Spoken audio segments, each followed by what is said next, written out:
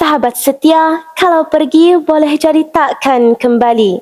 Assalamualaikum warahmatullahi wabarakatuh. Nama diberi Izwani Irnadira binti Jumadi, merupakan anak didik Sekolah Menengah Kebangsaan Agama Muhammad Ali Ranau dan kod sekolah saya ialah XRA 5401.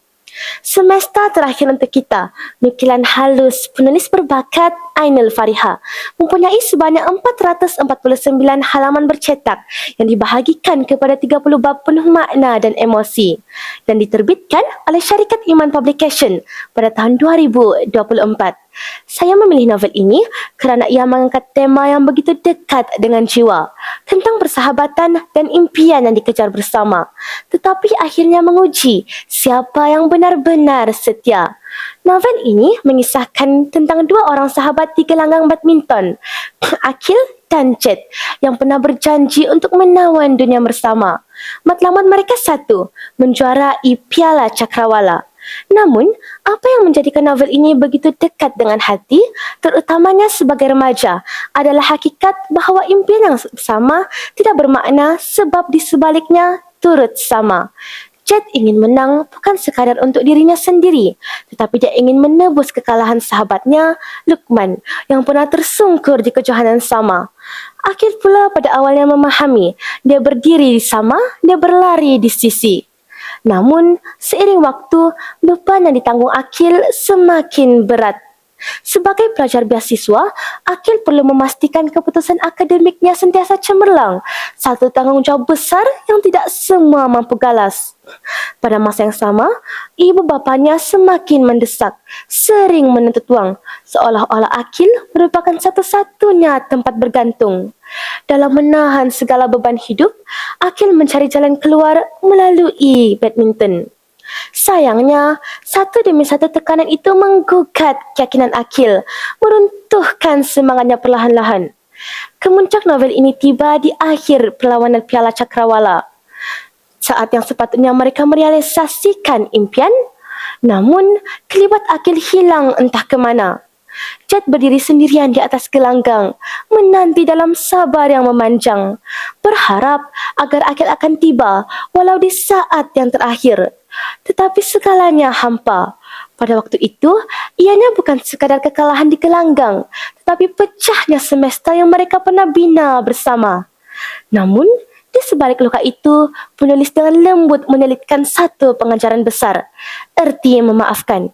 Memaafkan bukan bermakna kita melupakan apa yang terjadi, tetapi kita membebaskan diri daripada rasa kecewa.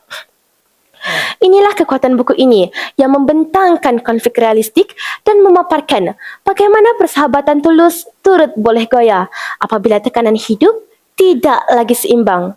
Bahawa bukan semua luka datang dari pengkhianatan. Kadangkala ia hadir dari ketidakmampuan kita untuk terus kuat. Semesta terakhir untuk kita benar-benar telah menarik minat saya kerana ia bukan sekadar novel tentang sukan, tetapi menyelami konflik jiwa, makna persahabatan dan keindahan sebuah pengorbanan. Novel ini turut menampilkan beberapa pengajaran yang boleh dijadikan teladan. Pertama, novel ini menyadarkan kita bahawa memaafkan merupakan satu bentuk kekuatan. Kita tidak boleh mengubah apa yang telah terjadi, tetapi kita boleh memilih untuk mengawal luka tersebut. Dan pada akhirnya, novel ini menjelaskan kita bahawa bukan semua persahabatan akan kekal, tetapi yang pernah berjuang bersama akan tetap tinggal di hati sebagai kenangan. Buku ini membawa tema persahabatan yang diuji, kejujuran yang mendalam dan keberanian untuk memaafkan. Selain itu, satu keistimewaan yang membuatkan buku ini lebih menarik ialah kehadiran sisipan glosari di akhir buku. Glosari ini bukan sahaja membantu para pembaca memahami istilah badminton dengan lebih mendalam, tetapi juga memberi nilai tambahan kepada mereka yang baru mengenali dunia sukan. Ini menjadikan buku ini bukan sekadar indah dari segi penceritaan, tetapi juga informatif dan mendidik. Jika anda pernah merasa terbeban dalam diam atau jika anda pernah berdiri sendirian di gelanggang kehidupan, maka buku ini semesta terakhir untuk kita, cerminan untuk jiwa anda dengan bahasa yang lembut dan realistik, watak yang begitu dekat dengan hati dan kehadiran sisipan glosari di akhir buku menjadikan buku ini bukan sahaja menipu rasa tetapi membuka mata dan fikiran. Maka, selamilah dan hayatilah semesta kerap mereka. Kerana mungkin anda juga akan temui semesta anda. Sekian, wabillahi taufiq wal hidayah. Wassalamualaikum warahmatullahi wabarakatuh.